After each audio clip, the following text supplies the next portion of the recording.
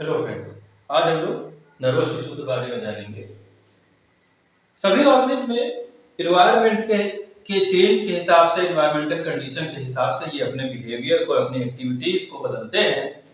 और ये जो प्रक्रिया होती है ये हमारे जो स्टिमुलाई आता है उसके द्वारा की जाती है, और इस स्टिमुलाई के अगेंस्ट में हमारी बॉडी रिस्पॉन्स करती है। तो इस पूरे के पूरे प्रोसेस को इरिटेबिलिटी कहते हैं, उद्दीपनशीलता कहते हैं, और इसके लिए रिस्पॉन्सिबल होते हैं हमारे नर्वस टिश्यूज। नर्वस टिश्यूज जो है वो हमारे एडवांस लेवल पे, जब यूकैरियोट्स बड़े शरीर में स्पेशलाइज हो जाते हैं, वहां पाए जाते हैं। लेकिन अगर बेसिक जो इरिटेबिलिटी है वो लिविंग कैरेक्टर का, लिविंग ऑर्गेनिज्म का बेसिक कैरेक्टर है। अगर हम लोग अमीबा की भी बात करें तो उसमें भी इरिटेबिलिटी पाई जाती है। ये पाई जाती है हमारे प्रोटोप्लाज्म में, और प्रोटोप्लाज्म का नेचर है इरिटेबिलिटी। जब ऑर्गेनिज्म हायर लेवल पर जाता है, यूकैरियोट्स जब हायर लेवल पर जाते हैं तो स्पेशलाइज्ड सेल पाई जाती है। स्पेशलाइज्ड सेल हो सकती हैं, ये सेंसरी सेल्स हो सकती हैं जिनको कि हम लोग रिसेप्टर सेल्स बोलते हैं। उसी प्रकार से जो है मोटर सेल्स भी पाई जाती हैं जो कि रिस्पॉन्स करती हैं। इन सब के लिए जो रिस्पॉन्सिबल है वो हमारी नर्व सेल्स होती हैं, और नर्व सेल्स जो होंगी वो जिस तरह से ब्लड का हमारे शरीर में जाल फैला होता है पूरी तरह से, उसी तरह से जो नर्व्स होती हैं उसका भी जाल हमारे शरीर में पूरी तरह से फैला होता है।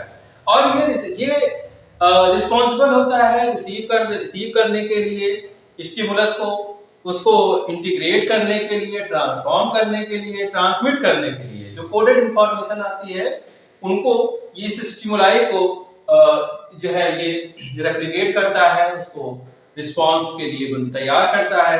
और ये इसका नर्व्स का जो होता है एक प्रकार का स्पेशल फंक्शन पाया जाता है। अगर नर्व सेल के स्ट्रक्चर की बात करें तो हम लोग समझते हैं कि जो नर्व सेल है वो, इसमें एक जो पार्ट है वो साइटोन है।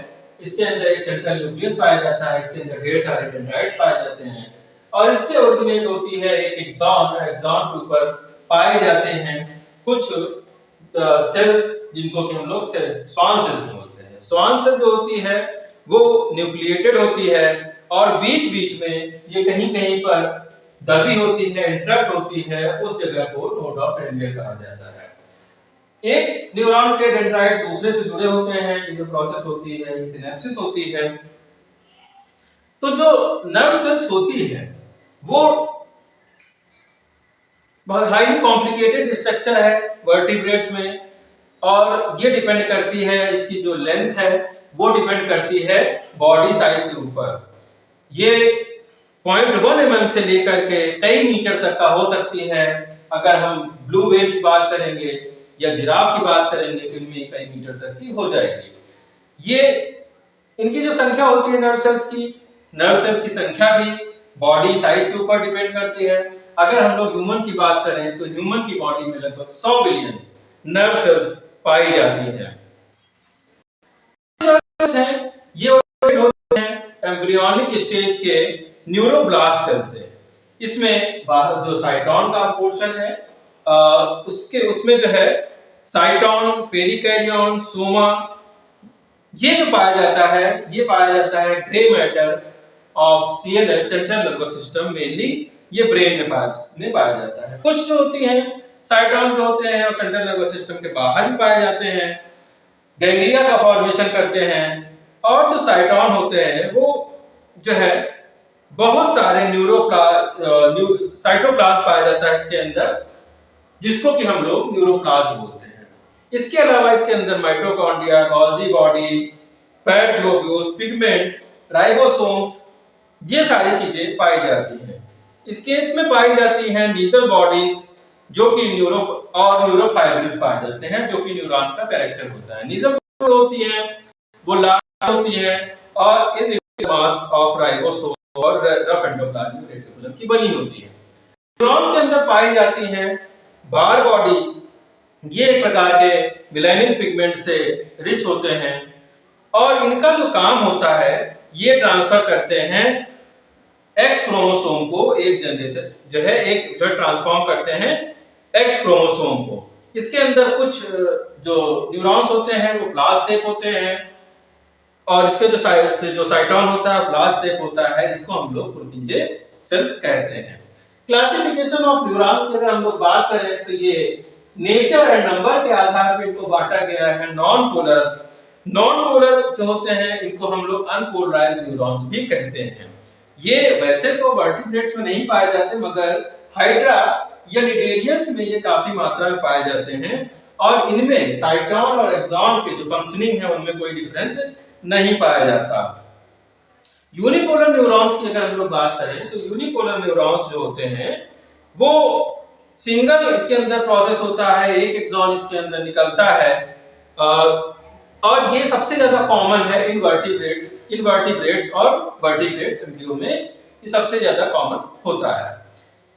बाइपोलर न्यूरॉन्स की बात करें तो बाइपोलर न्यूरॉन्स में एक्सॉन के दोनों साइड, जो साइटोन है उसके दोनों साइड्स जो है एक्सॉन निकल रहे होते हैं, और ये मेनली पाए जाते हैं रेटिना में, retina of eye, olfactory epithelium, cochlear ganglia, इन सब में ये पाए जाते हैं। मल्टीपोलर न्यूरॉन्स की बात करें तो मल्टीपोलर न्यूरॉन्स जो होते हैं इसमें जो मोटर न्यूरॉन्स होते हैं वो एक दूसरे से जुड़े होते हैं, इनके पोल्स बहुत सारे होते हैं, और इसमें सेवरल डेंड्राइट्स एक एक्सॉन से निकल रहे होते हैं, इसको हम लोग मल्टीपोलर बोलते हैं।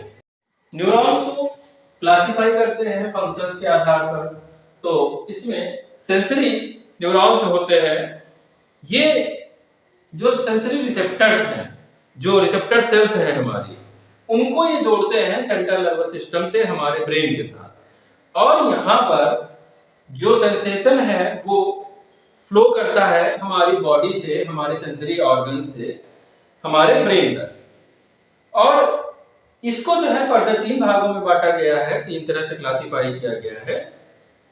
अगर ये पाए जाएंगे हमारी डर्मिस के नीचे, स्किन की डर्मिस में, तो हम लोग इनको क्यूटेनेशियस सेंसरी ऑर्गन बोलेंगे, क्यूटेनेशियस सेंसरी रिसेप्टर्स बोलेंगे।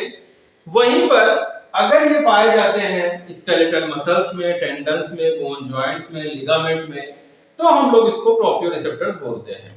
और अगर ये हमारे विसरल ऑर्गन्स में फैले हुए हैं, लीवर, इंटेस्टाइन, लंग्स, इनमें फैले हुए हैं, तो इनको हम लोग इंट्रोसेप्टर्स बोलते हैं। मोटर न्यूरॉन्स की बात करें तो ये सेंट्रल नर्वस सिस्टम से रिसेप्टर ऑर्गन तक का जो है, या मसल्स होंगी या ग्लैंड्स होंगी, वहां तक का इंपल्स को कंडक्ट करने का काम करते हैं, और वहां पर ये रिस्पॉन्स करेगी हमारी बॉडी।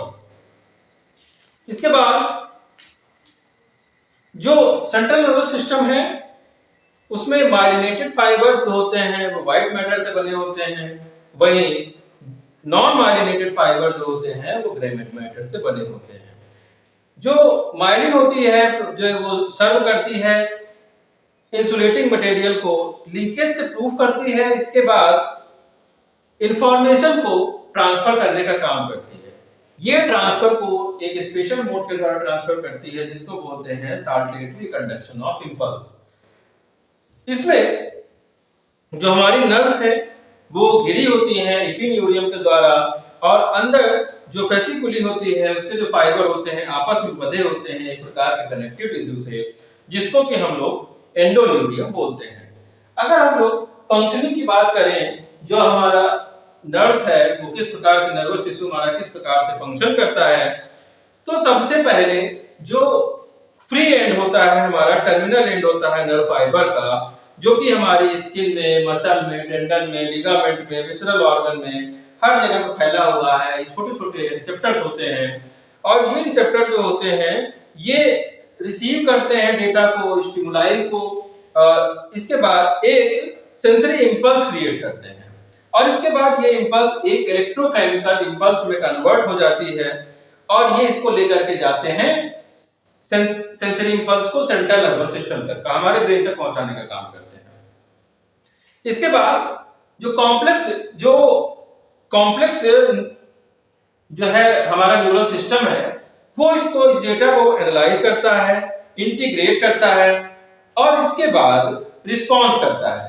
रिस्पॉन्स जब करता है तो ये डेटा को ट्रांसमिट करता है मोटर न्यूरॉन्स को, और मोटर न्यूरॉन्स जो होती हैं वो लेकर कंडक्ट करती हैं हमारी ग्लैंड्स को, हमारी मसल्स को, और फर्दर ये हमारी बॉडी उसी प्रकार से रिस्पॉन्ड करती है। इसके लिए जरूरी ये है कि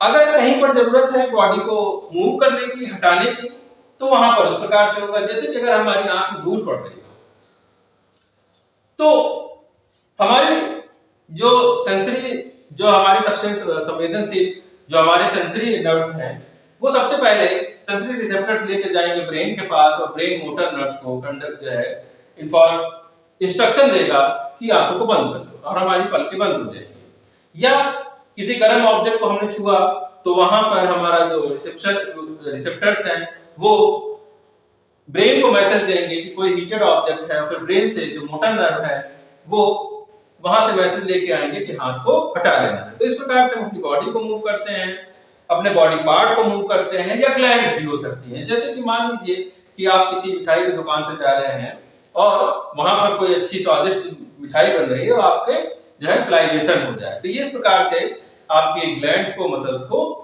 ये मूव कर सकते हैं। जो नर्व सेल्स होती हैं इनके अंदर रीजनरेशन पावर जो होती है वो नहीं होती। अगर ये एक बार डैमेज हो जाएगी तो इसको फिर रिकवर करना बहुत ही मुश्किल होता है।